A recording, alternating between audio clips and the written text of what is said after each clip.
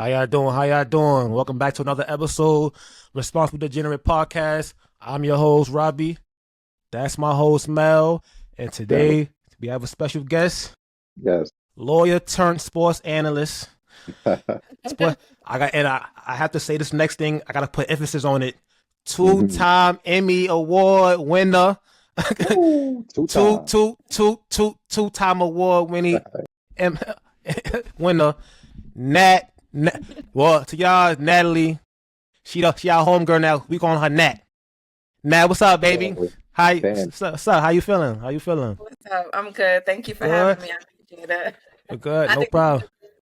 No problem. No I've problem. been on since I won an Emmy, so I haven't heard that Yeah. introduction yet. So Yeah. thank you. When I seen it, I was like, I was gonna say congrats, nah, I'm gonna wait until the show. I'm gonna bring it up. I'm not even gonna tell congrats. I'm gonna wait until the show to bring it Yeah. up. Bring it up. But yeah, that's big Fine, time. baby. Big time. Shout out Big to you, time. you and your team. Congrats. You and your team at NBC. Shout out to y'all. Mhm. We gotta get into a couple topics. We got we're gonna talk a little bit about the game last night with the Liberty and in the Sky. A little bit about the Dream and the other team. The Fever. We gonna we gonna get into yeah, the energy. Oh, man. And we go. I'm just feeding off Nat, I'm feeding off Nat. I got her on Twitter. I'm just feeding off Nat, we gonna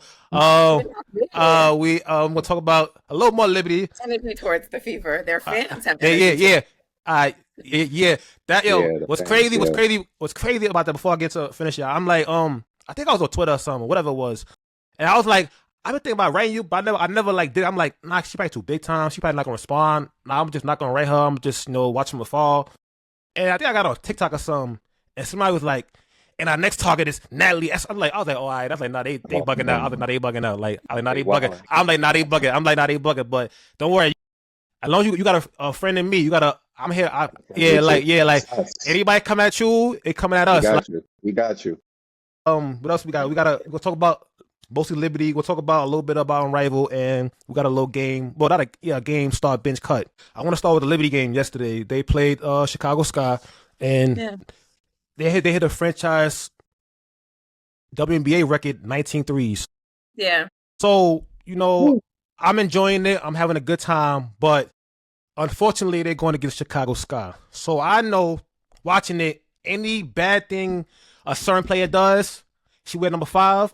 I know it's gonna be a circus on Twitter after the game, whatever. So, and I hate it had to be her. Whatever, we played great defense. She went 0 for 8, whatever it was. Mhm. Yeah, okay. Yeah, 0 for 8, and the whole team did not play up to par, but they only take shots at one player. Like you have an all-star and Errol Atkins. She had like 8. Like she was not aggressive. She didn't play well. You had a number 3 pick in that same draft. Same thing. Did not play well. The whole team didn't play well. But of course, one player gets the blame for it. Like they hate to see somebody, a black young lady or anybody black in general, confident. They call us cocky, arrogant, Arrogant. et Yeah. cetera, et cetera.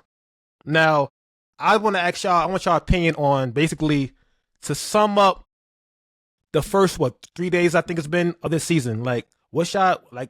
That's what I want y'all to do for me. Nat, you can start. Go ahead, man. Nat, you can start. Yes. Now you can Ladies start. first. Ladies first. Sum it up. A bit chaotic, I guess. Yes. It's we call like Mondays in the WNBA Mondays. They're a special day because there's always going to be some kind of drama or something that happens on Mondays. There's usually no game, so the girls are they could get a little feisty on on the internet, whatever. But I just think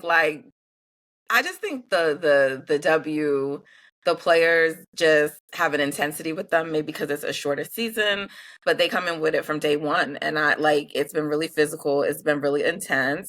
It's been chippy. Mhm. And as a general matter, I like that. I don't love the Angel Reese stuff. I don't love the Angel Caitlyn stuff. But outside of that, it's been chippy. It's been intense.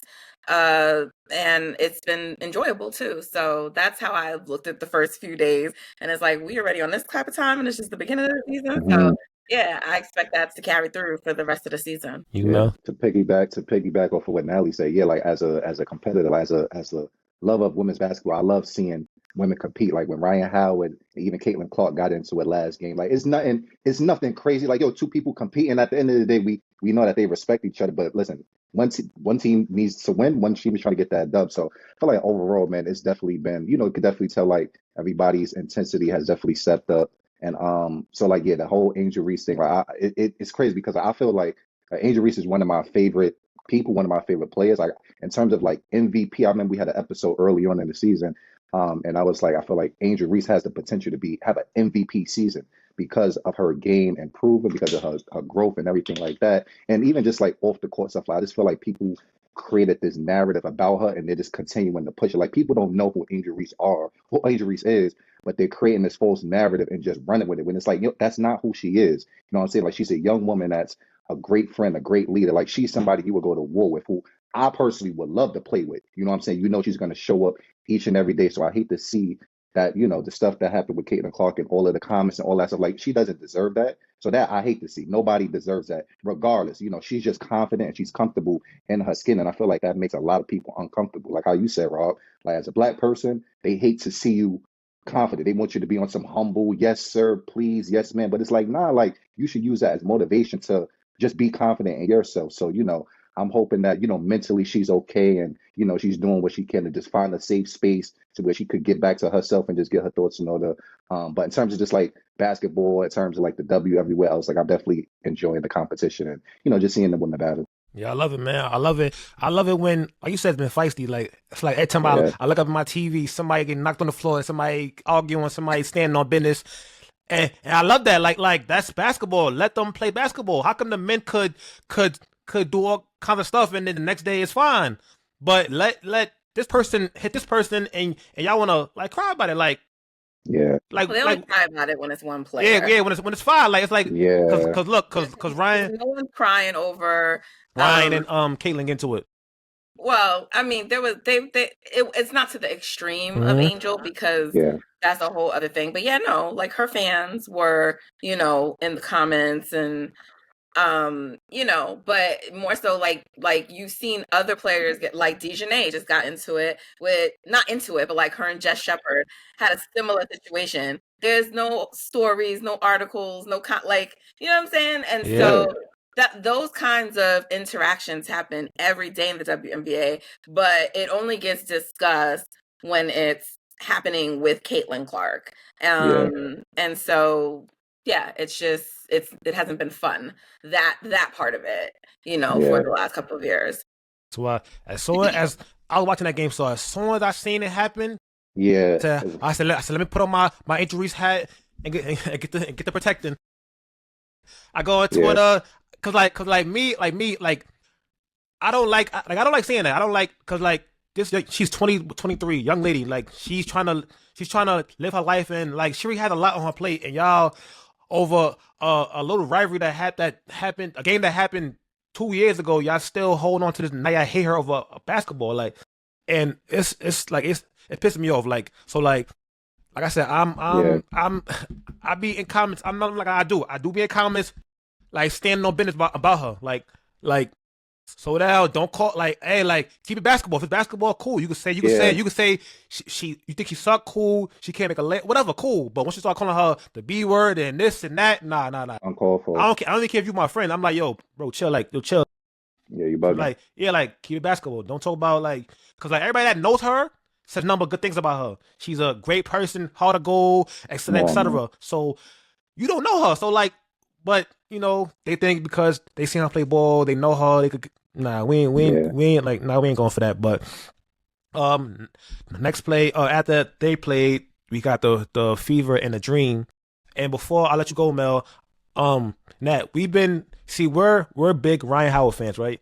But we get disgusted when we see her go out there just not caring. Like she don't care about the game. Her energy low. She like whatever. We get on her about that. But these last two games against the Fever, she hasn't shot the ball well, but you see a different motor. You see her now, she's picking up Caitlin full court. She's getting into, like, you see she's into the game now. Atlanta's a different team when she does.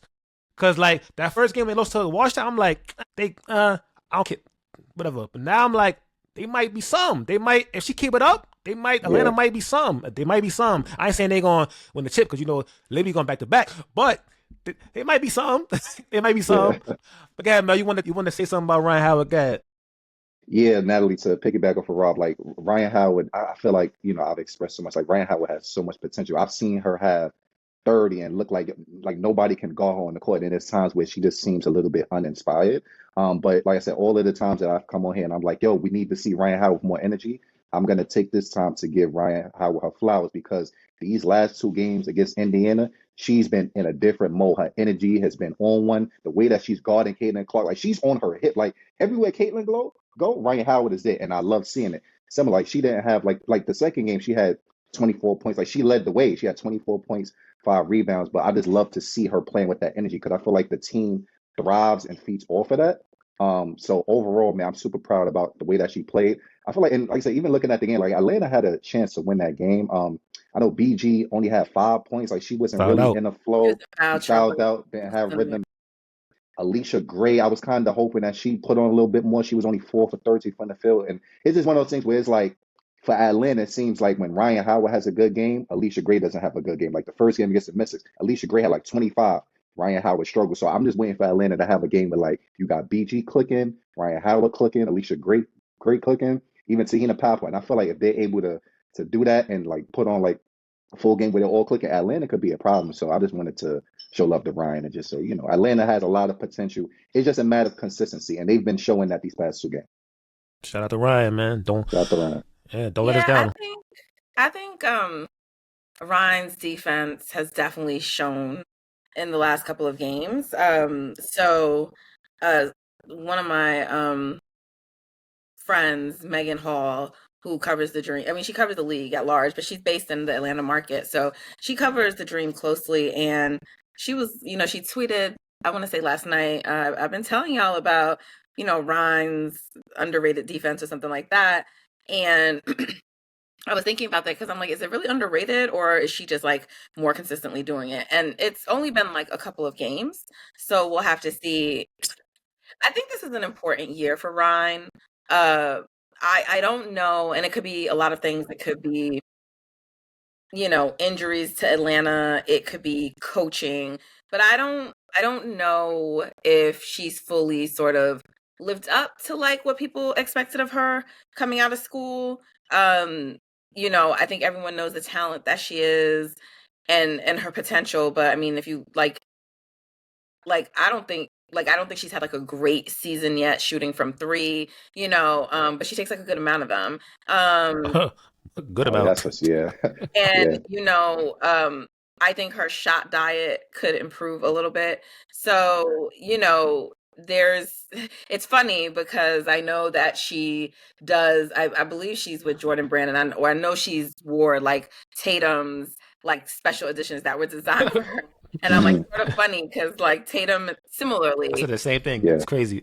yeah, like his shot selection sometimes is just crazy for the player and the Hmm. athlete that he is. So Hmm. I think it's time, you know, is Brittany Griner their best player? I'm not sure, but I think for Atlanta to reach its ceiling, uh, Ryan Howard probably needs to be, and I think she needs to be the very, very best version of herself. And so maybe in a new system, with some new teammates, Bree Jones as well. Eh, Perhaps we're gonna get like a reinvigorated Ryan.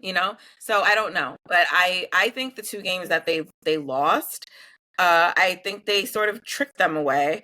And I think like Atlanta has had a lot of trouble closing out games. Great. Yeah. So I think that's like something they need to get over. So I was really impressed when they were in Indiana and they pulled out that game. They almost didn't, but Yeah. they Yeah.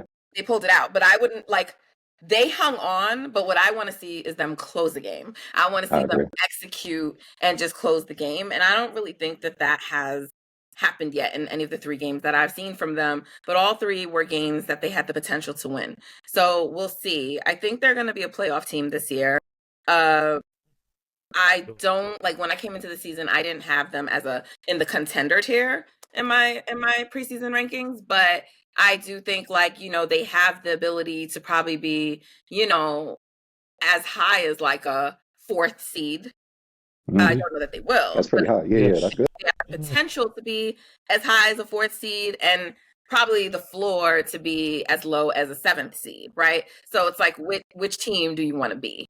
And so we'll watch that play out over the course of the season. But I think all the concerns, well, I shouldn't say all, but and it's only been a few games, but I think a lot of the concerns around Bree Jones and Brittany Griner playing together, I think we've seen enough games to know that that's likely not going to be an issue.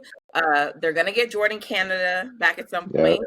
And that's going to be a really interesting discussion with Tahina Powell because she's looked amazing as the one. And so we'll just have to see. But I mean, they have a lot of talent to play with in Atlanta, and they could be a dangerous team come like near the end of the season. I was definitely on the train of Bree Jones can't play with BG. I was like, she played with AT because AT's like a prime Draymond. She can play 1 through 5. So I mean, I said prime. I I want to call her like Jokic. He was an MVP candidate. Draymond Green will That's never what I'm be saying. an MVP. Like I want to call her Jokic, Right. but I'm like, but she don't score like Jokic. So I'm like, who else can I compare to that rebounds? It's not She Draymond. in her own lane. She in her own I lane. mean, she in her own lane. She's an MVP level player. She's a notch down from Asia and Stewie and Fee, yes, but like she's right under them. Like she's I a agree. top 5 player in the league. Draymond Green has never been a top 5 player in the league. I mean, the Warriors are my squad. So like, this is not to disrespect him, but I don't want anyone who may be new to women's basketball. You're right. Okay. So I'm gonna take it back. Okay, a much higher caliber player than Draymond Green. But her nickname is the Engine for a reason, and she can power a team. And so, but I mean, I understand the concerns about BG and Bree Jones, right? They operate in the same part of the court. And so I think the questions were valid. Like, I don't like anyone who was questioning how it worked. I think that was valid. But it looks like, it's going to be okay. And so that's to have two bigs like that is sort of crazy, they could do a lot of damage. And on top of that too, it's like even just like looking at the last game, like Bree Jones was hitting 3. So like if Bree Jones could stretch the floor, that makes Atlanta even more dangerous because if BG doing her thing in the paint, if you double, you got Bree Jones hitting shots. And I feel like she always had like a nice little mid range. So obviously with the game, how the game is now, like people are shooting threes. Even BG is shooting threes now. So I feel like they definitely could work together. And I'm glad just seeing how they've been playing as the league with just like hitting those shots and taking those shots because they're gonna need one of those bigs to like hit perimeter shots. Facts. Let's get into the next topic. It's if we come to New York, right? It's like everybody gets the respect of the fans, but the ones that's actually winning, the women, like the Giants, are not even from New York. The Jets, not even from New York. So how are they getting more love than the home team? So I've been quiet on this topic because like I always see the list like, oh, the top 10 popular places in New York, and you never see women on this list. You see a bunch of guys. I'm like, no, you don't even like. Ain't no way you're telling me this guy right here is more popular than Sabrina. So then I'm on Twitter the other day, and I see this list. This list comes up on Twitter. Let me pull it up for y'all real quick. Just this right here.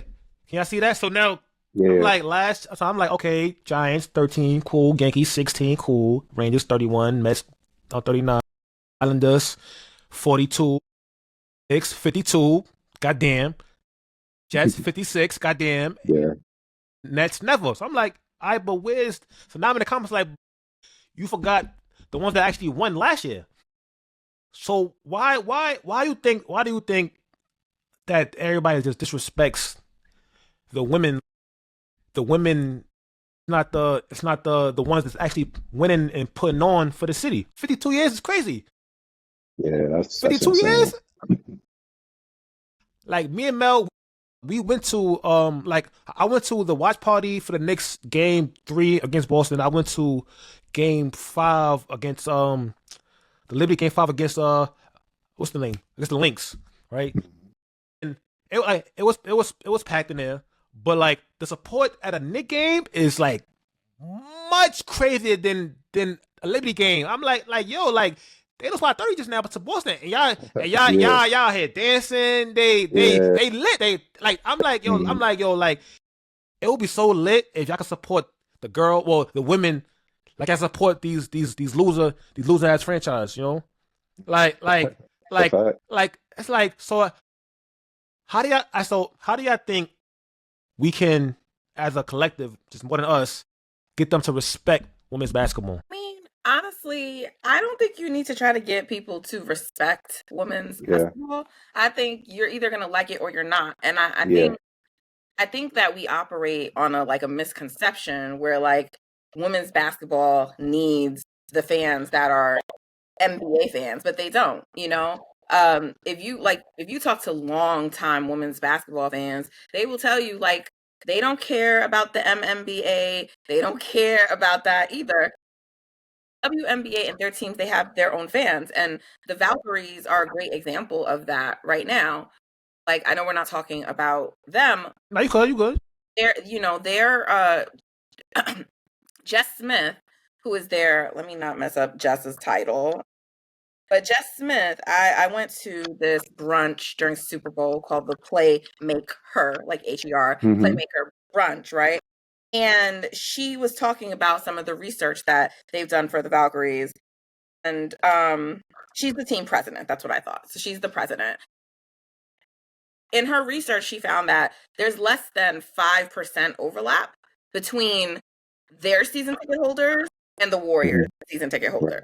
So they have their own fans, and their research indicates that WNBA fans, they want the WNBA first and foremost. That was her words, meaning that comes before the NBA and men's leagues. So that's why on a night where the Warriors are playing the Timberwolves, and even though it was out of town, right, they still filled the arena with over 17,000 people, right? It was full. Because like it was like cool, yeah, that's the Bay Area's team, the Warriors. But like them 17,000 people, they were more concerned with the Valkyries in a preseason game than with the Warriors playing in a playoff game. And I'm sure the bars and people at home were filled watching the Warriors, but the Valks have their own fans. And so we see Barclays at Liberty's games, they fill that arena up. So like they have their own fans to respect them. And I don't really think that we have to beg for the respect of others.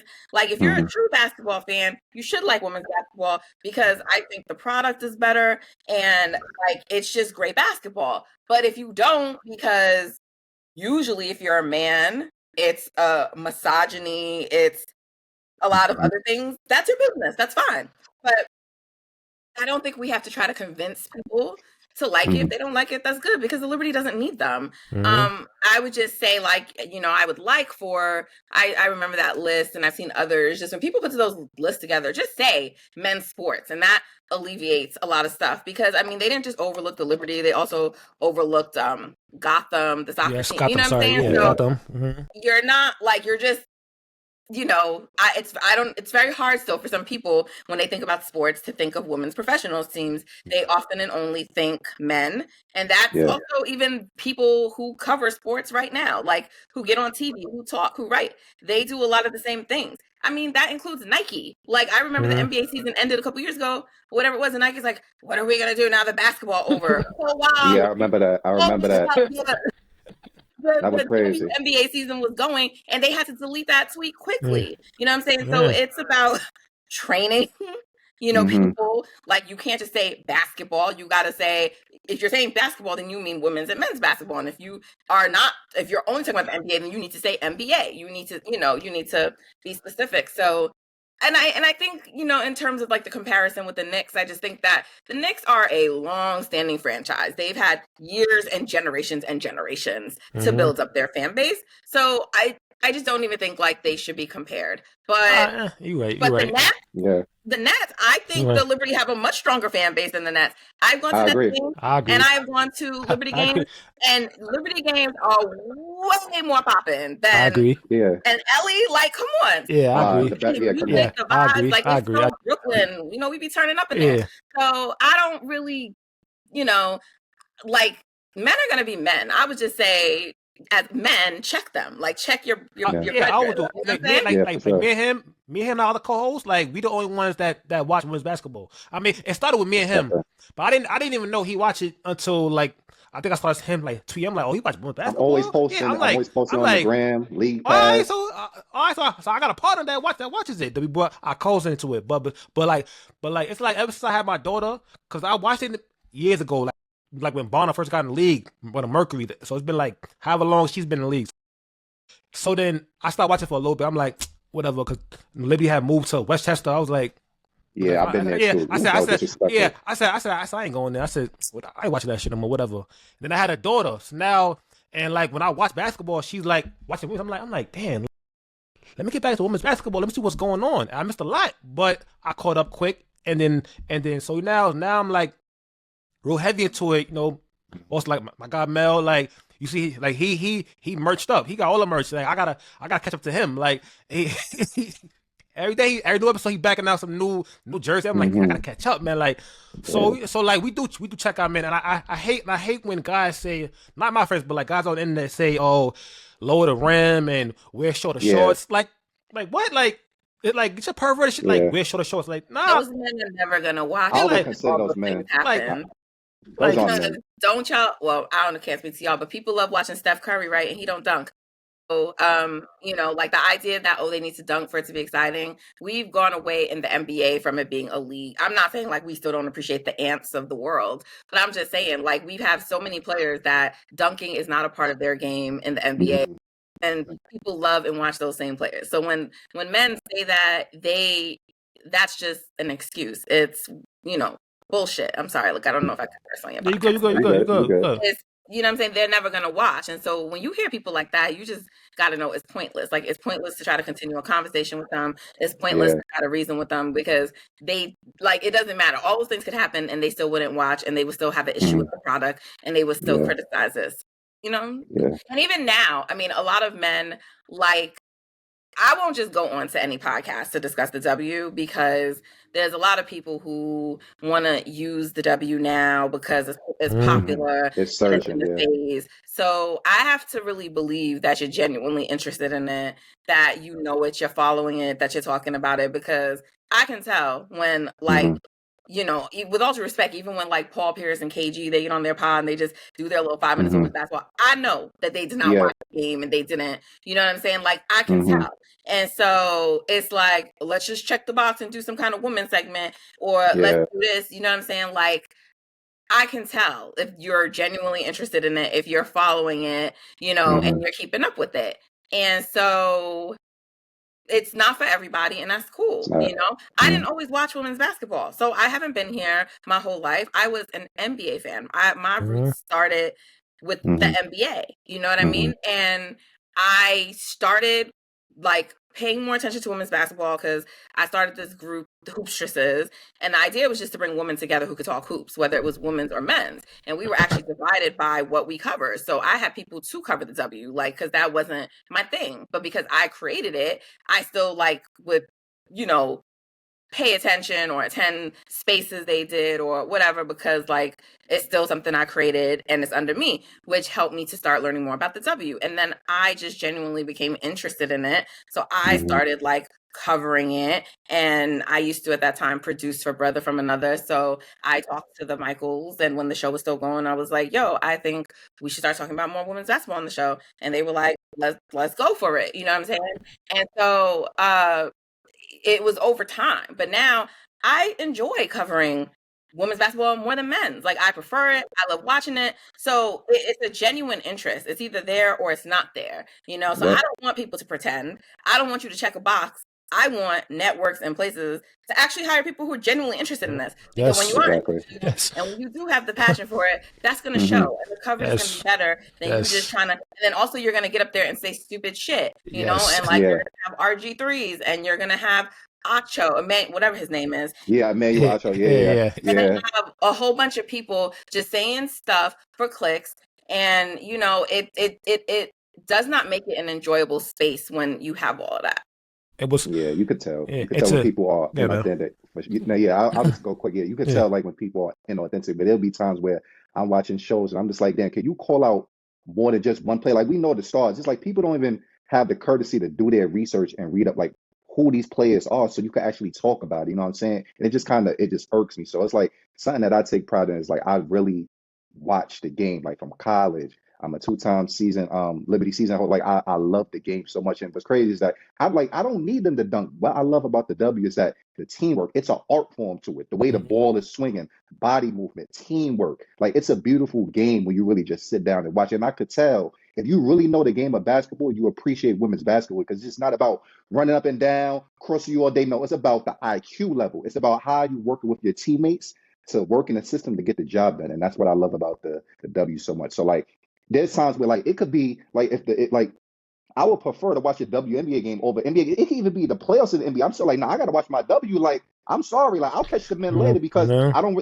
And like the thing about the women, like they play hard. Like they can't get away with playing like a daisical because you can't afford that. Like these roster spots have to be filled. Like you can't afford to play like a daisical and not to be your best. So just from the standpoint of just like the intensity and they play with a lot of purpose. These men, they pay millions of dollars. They don't have to play hard. They can just go back and then mention they're fine. Like these women, they have to hold it down. Well, it's over. So, shout out to the women, man. The W is a beautiful thing. And, it's something that I'm glad that, obviously like me and my bro Rob and Broly is definitely locked in. So we're going to continue to push this thing because we could definitely weed out the ones that don't know what they're talking about. There's times where I'm hearing things, but I'm like, damn, did you watch the game?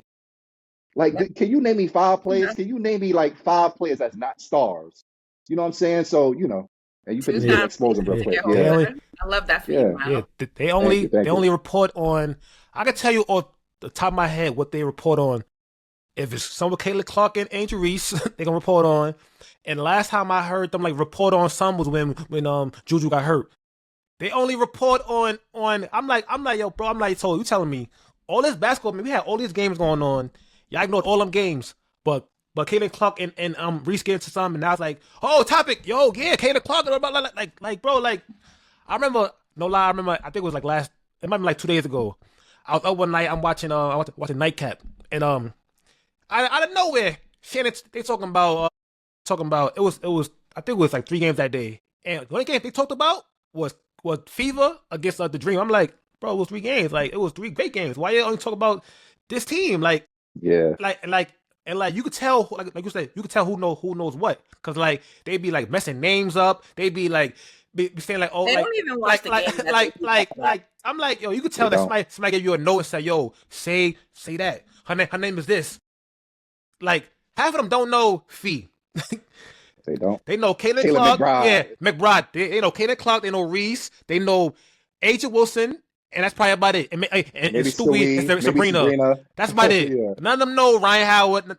They don't know McBride, Courtney Williams. They don't know them. So, like, stop trying to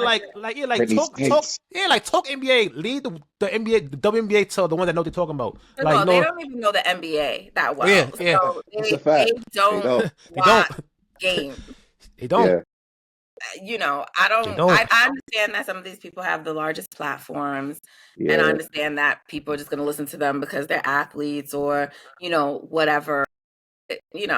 Like. People should stop giving those people attention, or take them for what it is. Like they're not experts; they're entertainers, and stop thinking that they are experts on the subject. And if you really want to talk to people who follow and cover, because covering is not talking about something once on a show. Covering is I go to games, I write power rankings, I talk to players, I create content. And I'm one type of coverage. Obviously, there's beat writers, there's lots of things. And yeah, I go on and I do segments on them too. I'm not saying that if you speak only that's not covering, but like coverage is not like a one-time thing.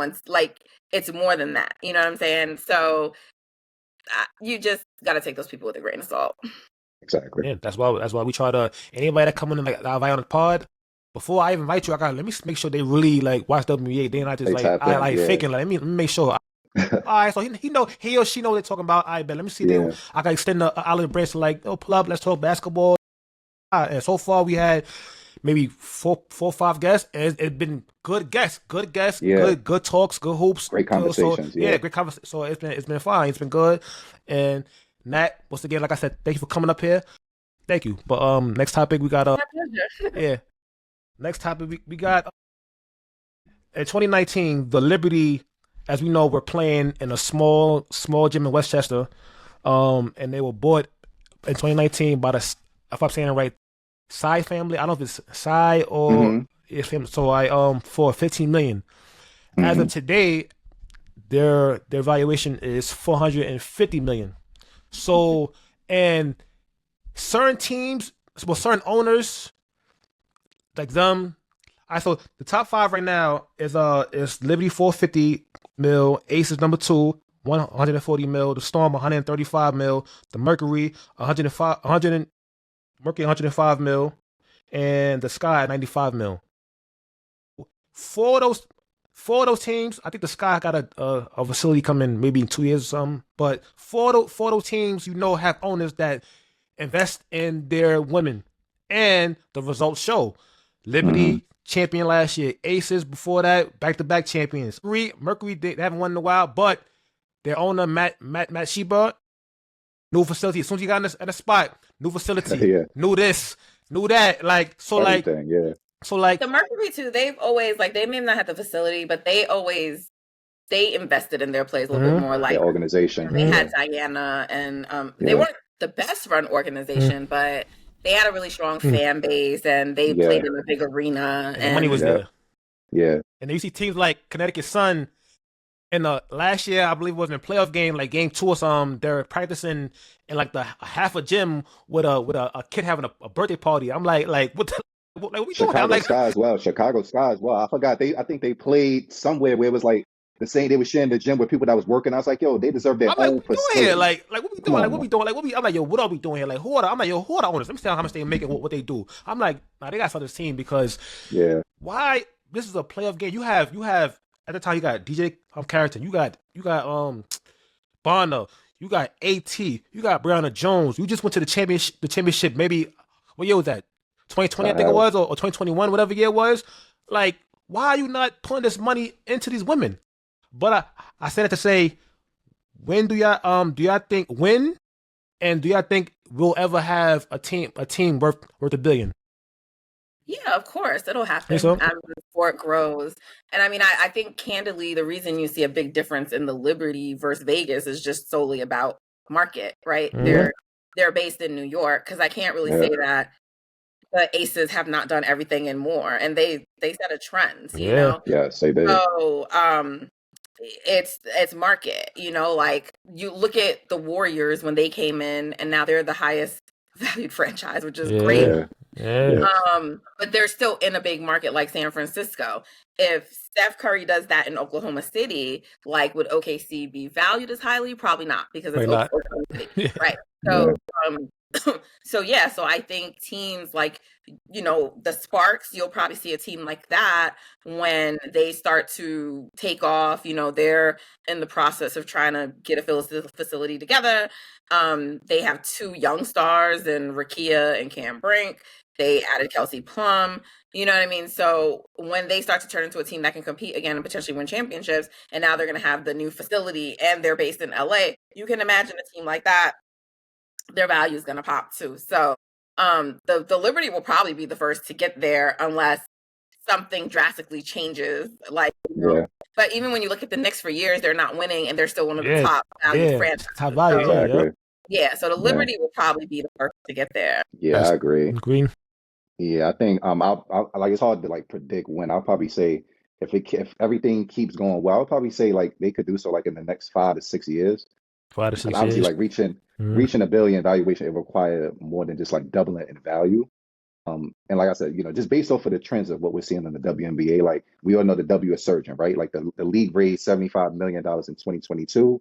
Its viewerships, its sponsorships are up, and of course, expansion is obviously prevalent.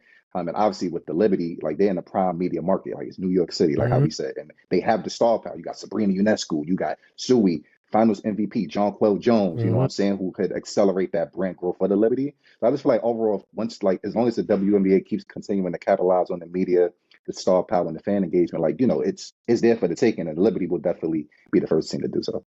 So how y'all feel about, because also Twitter, we now see a bunch of international talent being drafted and stashed, whatever, and people are mad because they're taking our spots, quote unquote. But we all know to have to become larger, we have to become a global game. So what league are you talking about right now? WNBA.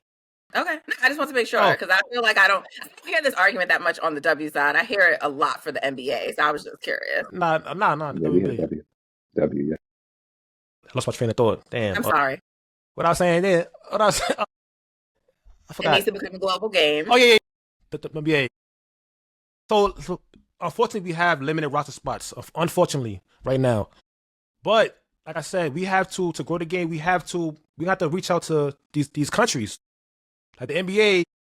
We're well, not saying we're they're surging right now because they have a bunch of international stars. So their country is watching heavily. So do y'all feel? Damn, I gotta put this question. So do y'all feel? Do you have a problem with the draft and stash or no? I mean, I think it depends on the team. You know what I'm saying? Like, I don't think for the Valkyries or for Chicago, I understand that a lot. What they Yeah, did in terms of their picks and also like in particular with the Valkyries, like the player they drafted, like she may never it was their first pick in the draft. Like she may never come over to play. You know, it's not like she's made it clear that like her priority is international. And so I say that to say I just don't think an expansion team can afford to like you cut your other two draft picks and then the one you selected first is may never come. I don't think an expansion team can afford to like waste draft capital, you know? So an established team doing that or a team like Chicago that needs players now to play and be better, unless you're just really certain that player is eventually going to come and they're going to like really enhance your team, you know? yeah, And if you don't know that, then I don't think it makes sense. But like as a general matter, I just think obviously like scouting internationally is not just something you need to do, but it's what a good team does, right? That's why Leonie Fivich is on the Liberty, yeah, and yeah, Chicago had her like multiple teams. Yeah, Sort of, they kept you trading like, know, we don't want her, we don't want her, we'll take her. she was just there, and so I think that's what makes the Liberty like so smart and so great. Like, I mean, they have probably the best GM. Jonathan I don't Cole. even think it yeah, can be disputed. yes, Shout out Right? Jonathan And Cole. so Cobb. yeah, I mean, I think you have to do that. And I think the concept of international players taking our spot is xenophobic inherently. Like, it's not your spot. Like, the best player Yeah, gets the exactly. yeah. so if they're better, then it's, you It is know, what it is. Yeah, and so I would say like step your game up. You know, Simple. there are gonna be more roster spots due to expansion teams. And also I do think the union is going to probably fight for additional spots on the team which are needed. So yes, there are more spots coming. But yeah, like there's a lot of great international players. yes, And I have no issue with them getting spots on a WNBA team. The WNBA is the professional league. It is supposed to be made up of the best players in the The world, world. not in the US, but in the world. And so exactly. if you are one of the best players in the world and you're going to play in that league, then I don't have a problem if you get that spot over an American. So yeah, I mean, I just think the idea of that, like, oh, they're taking our spots, it's inherently xenophobic. And people got to get over that. I don't think any Liberty fan is like, damn, I wish Hell no. Leone was. Yeah, I mean, yeah. I Hell wish no. Yeah, nobody's Hell saying no. that. We Nobody's saying that. I Hell Yeah, wish no. Probably wasn't That's here. probably yeah. Hell no. I yeah. was Yeah. MJ was in here. Crazy. MJ, yeah, come on. Crazy. You crazy, man. They bring a different like they play the game differently like than most Americans. You know, they're more like well, not count MJ. She wild, but most of them are fundamentally sound. You know, they play like different. Like they play and naturally play different than USA. Like USA is Different more brand of basketball. like brand like we're more physical. They're more finesse. You know, so I think it's good for the league, man. Next, Mel, you said you wanted to talk about somebody. I wanted to ask y'all, despite the season being short, which player has benefited from Unrivaled the most so far in this early season? And you wanted to say somebody, so go ahead. Yeah, I feel like I definitely want to do this because I just wanted to give her love. So to me, the person I feel like that's benefited the most from our rival. Now, originally, I was thinking Rakia Jackson. And obviously, I feel like I said early on, like I mentioned that I feel like Rakia Jackson will be the most improved player. Because I just feel like Unrivaled really helped her really refine her game. Like she can score from every level. She could drive, she could shoot, she could post up. But the person that I feel like Unrivaled helped the most, Brittany Sykes. And Yes, because man, sir. I'm just saying, AKA Slim. I'm gonna just throw some stats at you. Slim. Like I said, I know the season is early, but her first game against Atlanta, she had 22, 5 assists. The next game she played Connecticut, she had 27 and 7 assists. the game against the Valkyries, even though they lost, she had 30 and she shot 60% for three. Brittany Sykes is looking like a league MVP and is playing like an all-star caliber play. Like she can do everything. She can dribble, she could cross over, she could drive to the basket, she could shoot. She's really the leader of that team. But obviously, when Aaliyah Edwards come back, I feel like that'll strengthen the Mystics. But Brittany Sykes is really, I feel like Unrivaled allow her to just show off her skills a bit more. Not to say that people didn't know of her game. Like I knew, like, her quickness, her bounce, the way that she could jump in the air. But I feel like Unrivaled allowed her to really just demonstrate, like, yo, she got that back. She got that yo-yo. She could do everything your favorite guard could do and more. So it's just a matter of Brittany's like being consistent. And I just feel like right now I'm loving what I'm seeing from her. And I just feel like that extra play has really helped refine her game. And it's showing, on the Mystic teams where like a lot of people didn't really have them winning a lot of games at all. Like I know they're 2-1 right now, but Mystics have a real chance of being a sleeper. And when they do, it's going to be mainly because of Brittany Sykes leading the way and her growth and her development starting at.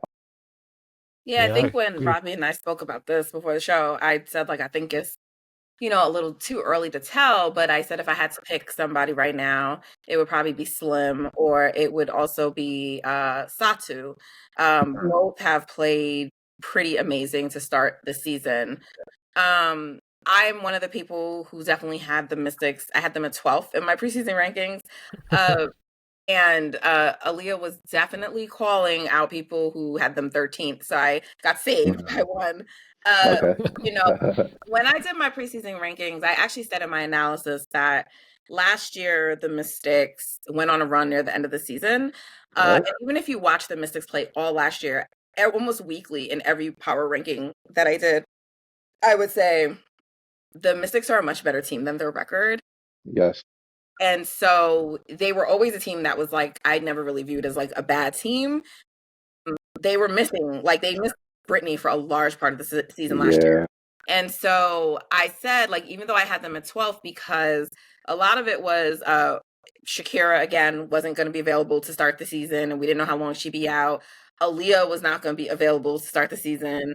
And then while I knew that Brittany would be good, they were going to be relying a lot on rookies. And you don't know how rookies are going to start the season. Yeah. And Yeah. so, like, based on all of that, it was just like, I'm going to right now say they're 12, but like they could potentially be a team that's much better than that, you Yeah. know? And I sort of felt like that, honestly, about almost every team except like the Valkyries. I just do not expect them to be good. I think they'll be able to play in games and be sort of competitive, Yeah. but I don't think they're going to be very good. And then I was like, I got to see Connecticut with Sanaya and Anissa back. But Yeah. I think that the Mystics, if Brittany is going to play at this level, I think her teammate is potentially someone who benefited greatly from Unrivaled. Aaliyah almost won the one-on-one at Unrivaled. She Yeah. was a runner-up. She should have.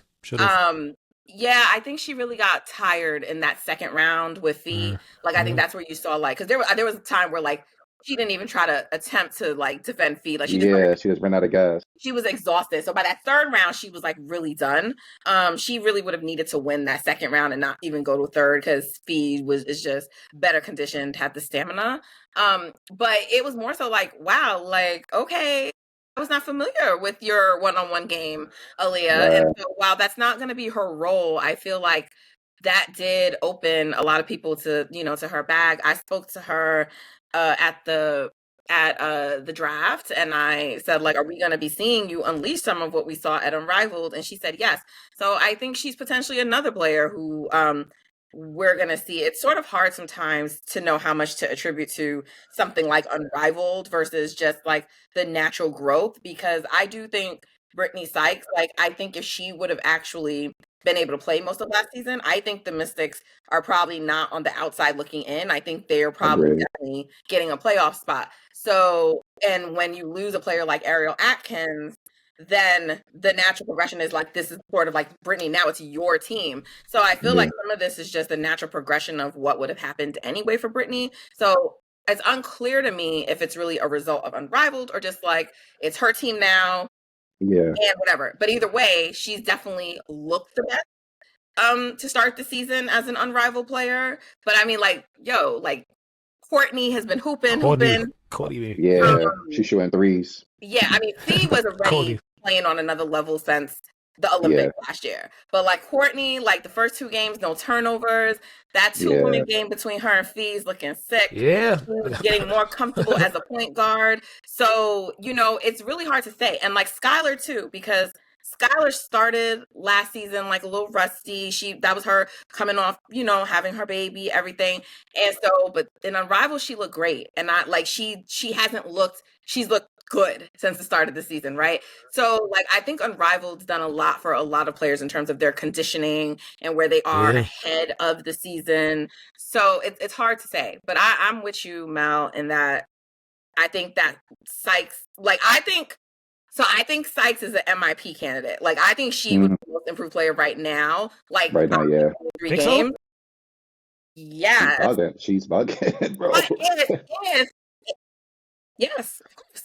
I think she's absolutely the kind of player who can win it. If the Mystics actually get high enough in the standings, you and she's playing like this, then you're talking about a different conversation. Like, could she be in the MVP conversation? I don't know that the team as a whole is going to perform well enough to get the MVP consideration. And so, but if you're putting up MVP numbers, you're going to be a prime candidate for most improved player. So she's on my early watch list for most improved, and definitely like all-star this year. Book it if these numbers hold up. And then, like I said, Satu, especially without Ka to start the season, she's going to have to continue to play the way she's playing. And so I would say she looks really good since Unrivaled too. I got a question. Okay. Nah, I was going to say, Natalie, it's funny. Like a quick thing that I usually say whenever we talk about, like, and this is something, they continue to give Aaliyah Edwards her flowers, like her growth. Like what we saw in Unrivaled, I don't think anybody expected. So the fact that she was able to put on like she did, incredible. One thing I still joke to this day, and I don't know if it's something where like, if the fans want to see it, cool. But my thing is, I don't know, like if we playing one-on-one for money and I beat you, you don't get a second chance. To be honest, Aaliyah Edwards should have won that 200K. She won the first game. So like I said, I don't know where people from. If I play you for money and I win, goodbye. Right? But there's no second chance. You know what I'm saying? Yeah, but I understand, you want to they want to kind of like have to get back. But I just felt like that kind of favorite feat. But Aaliyah Edwards show like she's here. She's gonna make some noise. So I'm hoping that she get a chance to come back and really just continue to put on. I have a question. Before we get to this last topic, Nat, who's your prediction MVP? Nafisa. Same as me. Yeah. Rookie of the year. I mean, by default, you got to say it's probably going to be Paige, but I think Sonia Citron is probably the. And you know what? Maybe even Kiki too. I mean, they both have actually had really great seasons to start, but I just saw that Anissa Morrow was questionable. And Sanaya looked good in her first game. Real good. So, it's hard to say. Paige is going to be favored. We know. But I would think right now that any of those players I just said could potentially all be, I think, in the running. And while there are going to be some rookies that, like players like Sanaya and Anissa and Kiki and Sony, they're going to have time to play on their teams. Like, I don't know, for example, like Azai James, like how much playing time she's going to get, or even like a JJ Cornelly, who I think was a steal. Like, I think she played last game. Right. So you're not like rookies like that aren't going to get a chance to play. But for the rookies, when you like look across the league who are going to get a chance to play, I think any of those 5, you probably have to say are probably going to be in the conversation and probably are going to be like your all rookie candidates as well. And I do think, I know like it was sort of a rough showing for her in the very first game, but I do think Aaliyah Nye is a rookie to pay attention to. I don't think she's going to get, I don't think she's going to win rookie of the year. Could she get rookie honors? Maybe, I don't know. But I do think she's going to be big for Vegas this year. She's a legit shooter. I agree.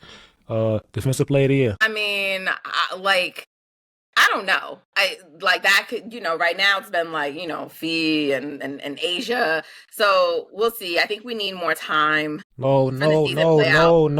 Yeah, give me your prediction. I have not seen anyone yet.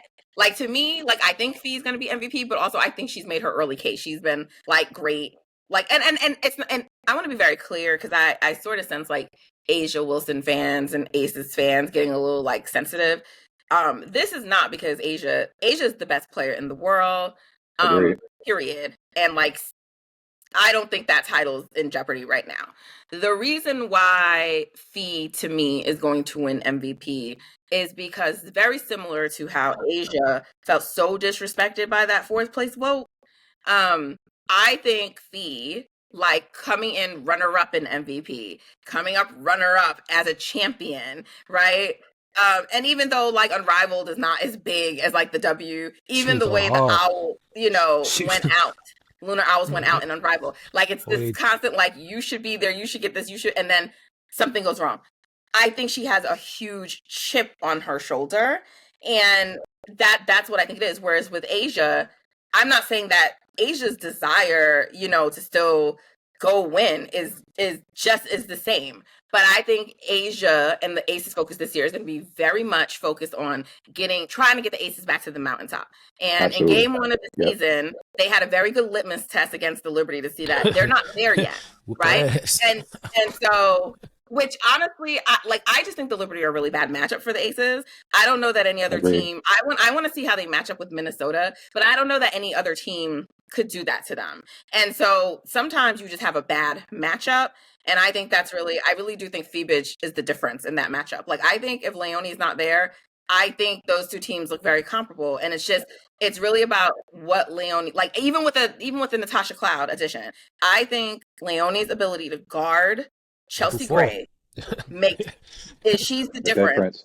She's the difference. And so I just think it's a bad matchup for them. I don't know that it's like they're really not on the Liberty's caliber. I just think it's a really bad matchup for them. But that being said, it's a good litmus test to say because you don't know. You may end up playing the Liberty. And if you do, you right now are not getting past them. So that was a good litmus test for them. But I think they're going to be very focused on just trying to get back there. I think they're going to be very focused on trying to become a great defensive team. Again, we have not seen that in a while. So it could be Asia just on the strength of like their defense. They need to be able to let their defense give them some offense. They need to be able to get some buckets in transition. And so like, she might be the defensive player of the year again just because of that. But I would love to see maybe some guards potentially get recognition. They don't, so they probably won't. So, you always got to pay attention to like a Dejanay. With Slim carrying the offensive load that she is, I don't know that it would be her. But like if Ryan is going to keep playing defense like this, so I don't know. I haven't seen one player yet where I'm like, damn, you know what I'm saying? It's a foregone conclusion, yeah. Yeah, so like I just truly can't give you one for defensive player of the year, but I'm gonna say that likely the same people who have normally been in the conversation are gonna probably be in the conversation. Maybe John Quell Jones, you know what I'm saying? So I'm not sure right now. All right, so 6th player of the year. Shit, who's coming off the bench for New York? Who's their 6th player? MJ, Marina Johannes. I don't know. Aces have had like the 6th player of the year for the last several years. I don't know that they will again this year, but history has said they've had the 6th player of the year for a number of years. Let me just think really quickly about the teams. You have Aces, maybe the Lynx. Who come out the bench for the Lynx? Letitia Heidemann. Well, she's been starting. Well, that's because Kid McBride been out. Yeah, that's because they don't have their full starting McBride. five. So yeah. Maybe a Hyde. The Sparks. Who's coming 6th off the bench for them? Well, it was Odyssey, but being that Ray Burrell's hurt and Rakier's hurt, she's starting now. Yeah, they lineups is kind of like so I don't know. I wouldn't see it being either of them anyway. Atlanta, I don't know, because when Jordan Canada comes back, I don't know if Atlanta puts Pow on the bench. I think so. I think they will. Because if they do, I think Tahina Pow is definitely a candidate. But I mean, I prefer Tahina Pow in the starting lineup. She looks great. So. Yeah, I mean, I've seen some people saying that, and it's going to be interesting. It's unfortunate because Jordan just can't stay healthy. Yeah. He missed a lot of last season. Like, there's definitely a chance, like, I think when she first comes back, just because she's coming off of a knee injury, that they just ease her back in. Yeah. I think if the team is in, like, a really great flow and they're winning, yeah, you don't have that too. So I don't know, but I mean, I think she's still their starter. Yeah, I don't know. We got to see more because I feel like most of these teams, Seattle, I'm just like going through the teams. Mercury's super top heavy. Maybe someone on the Fever. The Sophie Cunningham come off. Yeah, Lexi. She was she was hurt. starting, She but was she got hurt. hurt. She was Yeah. hurt. So Yeah, so Yeah, she but came off the like bench right last now, night. their starting five has not included Sophie. So yeah. they've been running their big three plus Natasha Howard and who's DB. been their starting five? Who's been the Boston. Caitlin, Kelsey, Boston. no DB. Boston, their big three plus Dewana Bonner. has the one DB. been starting? DB. Yeah, DB. Dewana been DB. starting. Yeah. You won't know because That's what the original lineup has yeah. been, but I feel She like had- yeah, that's right. she doing So cardio. Sophie was really big for them yesterday. Yes, In the game. And like Sophie was starting in Phoenix, but she's Yeah. like as a player to come off your bench, that's I mean Lexi Hall is really impactful off the bench, but Yeah. like Sophie's defensively impactful and she's offensively impactful. Where like Lexi, like if her shot is on, like yes, she can shoot the three, but I think Sophie's a better offensive player, and I think she is first off the bench. So I think the Fever, just based on going through the rosters right now, probably have the best candidate because I don't know who's sixth off of Vegas's bench, and like I don't think that's really determined yet. Like, is that going to be Dana Evans? Yeah, but like I don't think. I haven't seen from Dana yet. You know, they have Tiffany, you know, Bradford. They have they're still trying to figure out their bench. So that's why like I can't say because what they could get their bench together and then whoever comes off is like really good, you know. But right now, just based on when I look at who are the starting fives and then you look at like who's the first coming off the bench, I think Sophie got to be the best one out of all the teams we just went through, right? It's a fact. I like it. I like it. I mean, I'm a little biased. Marine, I think she's. You know, either of them. Yeah. Let me so deep, man. Yeah, man.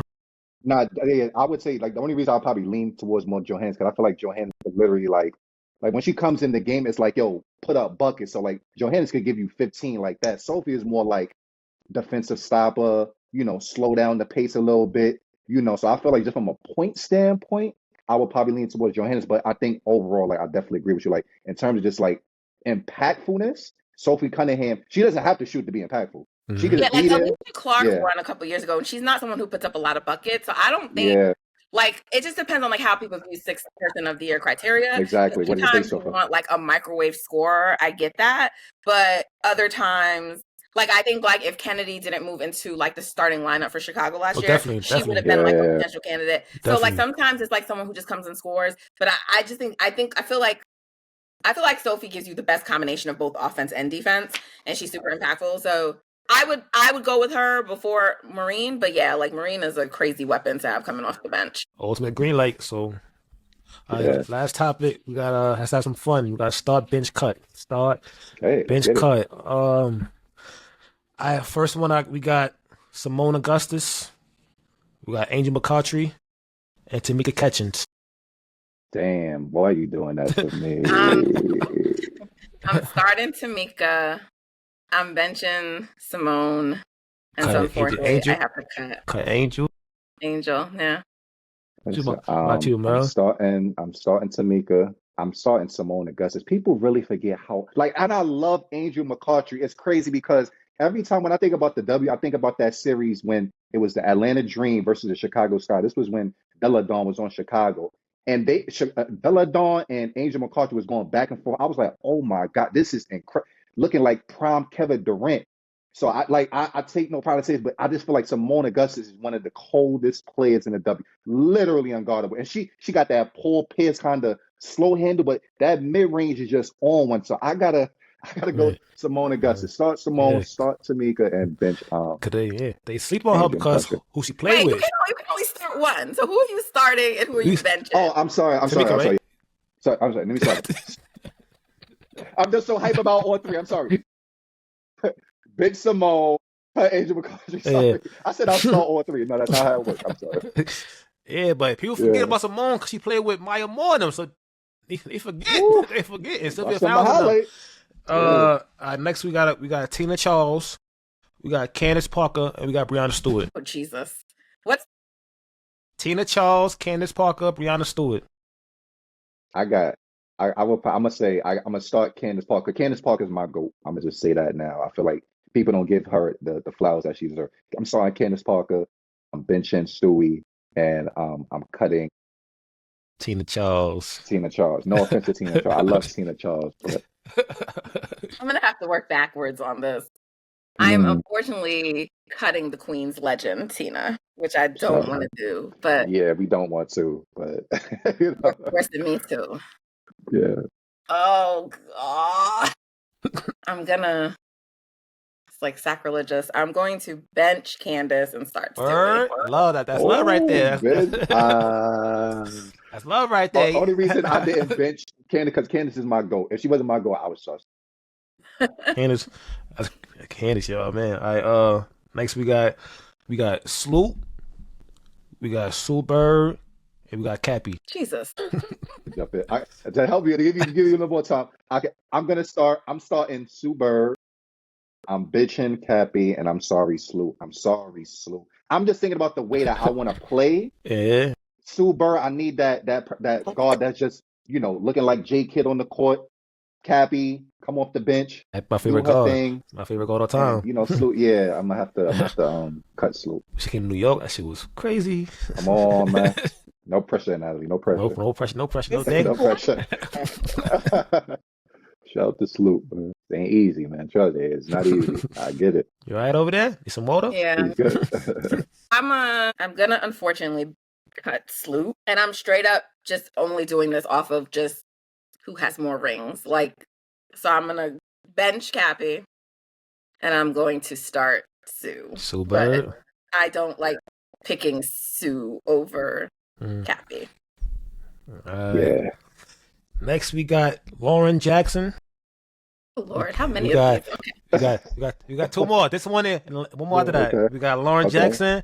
We got Aja Wilson, and we got Cheryl Swoops. Hey. Oh God. Okay, I'm sorry, Lauren, but you're getting cut. Cutting Lauren Jackson. I am tough. cutting her. That's Sorry. tough. That's tough. And this is probably going to be controversial, but I'm benching Swoops and I'm starting Asia. I feel like we're both on the same mindset. No offense to Lauren. And as a Liberty fan, like I love teams, I love players, but listen, Asia Wilson, you can't deny her greatness. And I love Cheryl Swoops too. Like Cheryl Swoops, it's like that. But there's no way I'm putting Asia Wilson on that bench. Asia is starting. Sorry, Cheryl. Sorry, it's love. I'll bench Well, Cheryl recency Swoops. bias, but Yeah. because Asia's career is still going, but I think Exactly.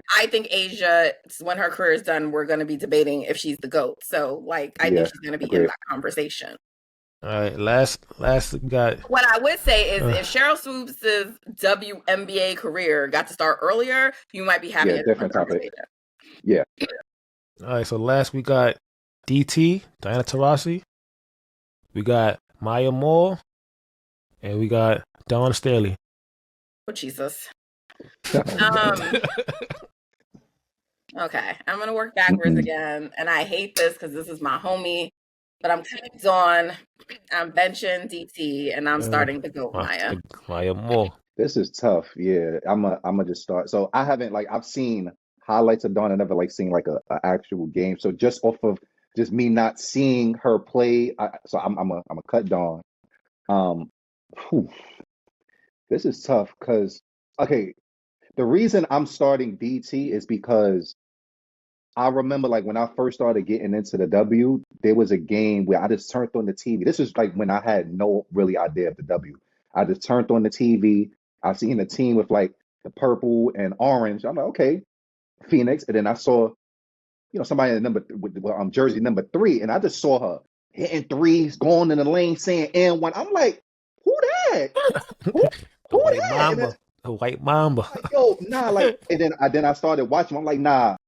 DT is cold. So just from the strength of when I think about the W and how I kind of first got started, I remember more vividly DT and just being a little bit more wild in the beginning. Not to say that I didn't see Maya more, but DT made me be like, oh. So I'm gonna start DT. This just sounds crazy. I'm gonna start DT. I'm gonna bench Maya Moore, and I'm gonna cut Dawn. Maya Moore is my goat, so yeah, no. Okay, yeah, I got you. Also, no, I'm still taking mine. I might be bugging, but I don't know. DT. No, I mean, it's definitely, it's just I'm gonna go. Listen, it's funny because I actually did Paige. I asked Paige a question, AZ, and Aaliyah Edwards, though I don't vividly remember AZ or Aaliyah's answers, but I do remember Paige. And I did a UConn Legends who would win in a game of 1-on-1. Ooh, And I did DT versus Maya, and Paige is like, I'll go with Maya because DT don't like to play defense. But I yeah, think right. Yeah. all picks Maya because actually I know Aaliyah did because I remember she was like, DT don't come for me. So Mm, Yeah, I saw yeah. that too. I think I saw that. That's crazy. I think I did see that somewhere. Maybe IG or Twitter or yeah. something. So But I'm going with what the UConn youngin said. hmm Maya. Okay. why more, man? DT. That's today's episode. Thank you for showing love on the pod. Appreciate you, Natalie. Appreciate you. My pleasure. Hope you Thanks for know from having me. now on, you family. From now on, you family. From now on, so from here on, you family. We call you Nat. We call you Nat right here. Yeah, we call you I Nat just right wanted here. to clarify one thing for the record though before What we happened? go because I don't know who's gonna watch them when they come. Because like I think that we like alluded to in reference like Caitlin Clark and the people earlier. I Yeah. do not have any issue with No, Caitlin. you good. You good. You Yeah. I good. don't have any issues with that team. Uh, I do have an issue with the way the media covers her Exactly. and that team, and I definitely have an issue with the way she's covered in relation to Angel Reese. Caitlin Clark is a generational player. Facts. She is Spectacular. going to have a Yeah. hell of a career, Facts. and she has done amazing things for the game of women's basketball, and Facts. it's just getting started. And I have said that on more than one occasion, and it doesn't matter because look, if you understand my platform is always going to uplift and talk about Black women. And that is because the majority does not talk about them enough. And so when the majority properly covers this league and properly covers Black women, then I won't have to spend so much time devoting my time to highlighting them and telling their stories. And I'm never going to apologize for that. But I talk to these players like I'm at more Liberty games than any other team because I'm based in this market. And I talk to these players, I interview them, I've built relationships with some of them. I don't have an issue with any of them. I've even talked to Caitlin Clark. So I have no idea if Caitlin Clark has any feelings about me. She may not even know who I am. But like I understand that some people probably are not going to like things I've said that they feel are critical of her, but I've never ever disrespected Caitlin Clark. I've never suggested Caitlin Clark cannot play. I've never called Caitlin any names. What I have discussed is some of the irrational fans that she has. I've discussed some of the racist fans that have attached themselves to her, which is not her fault, but they have. I've talked about things I thought that she could speak out and say. But I've never I don't have any personal issue with Caitlin Clark, and I just want to make that clear. It doesn't matter that I say that. They won't hear that part. Yeah. Yeah, they're gonna hear what they want to hear. They're gonna hear what they want to hear. They've already built their narrative about me, Yeah. but I still want it on the record so I can be, Absolutely. very, very clear about that. Yeah. We ain't worried about them, man. They gonna do what they do. They gonna do what they do. Like on the internet. It's only on the internet. So they gonna do what they do on Twitter. Twitter fingers cool. Say what I want. We ain't worried. Control what you can control. You know? Yeah, that ain't moving us. Like that ain't moving us. We know what's really going on. Like we all love Caitlyn. We all love we love all of that. Absolutely. It's just an extra baggage that try to attach themselves to her is what we don't like because half y'all don't watch the sport. Y'all just in it to it's what it is. It's what it is. It's a lot. It is what it is. But like you said, Nat, thanks for showing love. Hopefully we catch you at a Liberty game or something. If you go to Liberty game, hit us up. We might pull up to the Liberty game as well because we go to Liberty games all the time. So might see you, but run into you, show love. But For that's sure. the episode. Make sure y'all like, subscribe, share. What's your Instagram again, Nat? I am Natfluential on all platforms. So NATFLUENTIAL. And also check out NBC's new YouTube channel. We just launched it a couple weeks ago. It's the WNBA on NBC. So for anyone who may have been watching my content before on our regular NBC Sports YouTube channel, I've had a couple of people hit me out like, I'm not seeing it. It's because it's all on a new channel. So it's the WNBA on NBC because the WNBA in 2026 will be coming back to NBC. The NBA is coming back. Oh, yes, that's a fact. That's fire. Yeah. This year. And so we launched a new YouTube channel. So please go check it out. subscribe. Check that out. And individually, like I said, I'm Natfluential on all platforms. Go follow. Go follow. Yeah, make sure to go follow us, show love. Only the good fans. And y'all that want to try to antagonize her, don't follow because we ain't going for that. You got time for that. But we out, y'all. Thanks, y'all. All right.